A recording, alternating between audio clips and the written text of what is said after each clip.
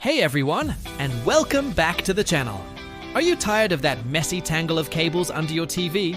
Or maybe you just want a sleek, modern look for your living room? Well, today, I'm going to show you how to build this gorgeous floating shelf for your flat screen TV. It's strong, stylish, and you'll be surprised at how simple it is to make. It completely transforms the space, giving you a clean, professional-looking media center. So, if you're ready for a fantastic weekend project, let's get started. First up, let's talk about what you'll need. For the wood, I'm using a single piece of 2x10 lumber, about 6 feet long, but you can adjust this to fit your TV size. You'll also need some 2x4 lumber for the internal support frame. For fasteners, grab some 3-inch wood screws and some heavy-duty lag bolts to mount the frame to the wall. To finish it off, you'll want wood filler, sandpaper, and your choice of paint or stain. As for tools, you'll need a tape measure, a pencil, a level, a power drill with various bits, and a stud finder. A miter saw or a circular saw will be essential for making clean cuts. And of course, don't forget your safety gear. Goggles and gloves are a must. Safety first, always. Make sure your work area is clean and well lit. When using power saws, be aware of your hand placement at all times. Now for the prep work. The first step is to decide on the height and length of your shelf. A good rule of thumb is to center it under your TV and leave a few inches of space between the bottom of the TV and the top of the shelf. My shelf will be 60 inches long. Once you have your measurements, it's time to find the studs in your wall using the stud finder. This is the most critical step for a secure installation. Mark the center of at least 2, preferably 3, studs where your shelf will be mounted. Use your level to draw a straight, horizontal line across these marks to guide your installation. Now, let's build the internal support frame. This is what will be mounted to the wall, and what gives the shelf its floating magic. Cut your 2x4 lumber to create a simple rectangular frame.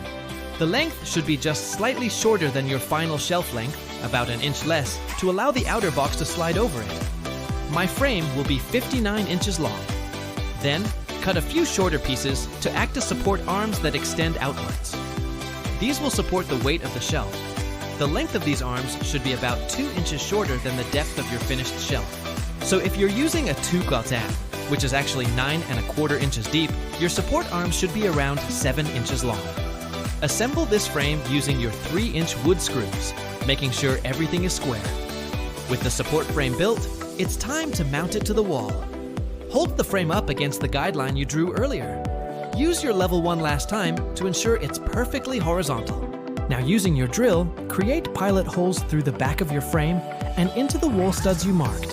This makes it much easier to drive the lag bolts in. Secure the frame tightly to the wall with the lag bolts. Give it a good tug to make sure it's rock solid. This thing isn't going anywhere. Next, we'll build the outer box, which is the visible part of the shelf. Cut your 2x10 lumber to create the top, bottom, and side pieces.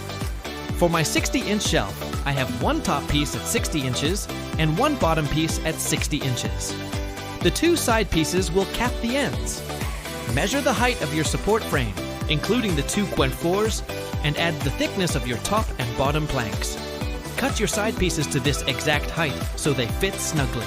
Assemble the box using wood glue and screws. I like to pre-drill and countersink my screws so I can hide them later with wood filler for a seamless look. Let the glue dry completely. Once the glue on your outer box is dry, it's time for the big reveal. Carefully slide the box over the support frame mounted on the wall. It should be a snug fit. If it's a little too tight, you might need to sand the inside of the box slightly. Once it's in place, secure it to the support frame from the top with a few screws. Again, countersink these so you can hide them. Now, your floating shelf is officially installed. To get that professional high-end finish, a little extra effort goes a long way. Fill all the screw holes and any small gaps with wood filler. Let it dry completely, then sand the entire shelf smooth.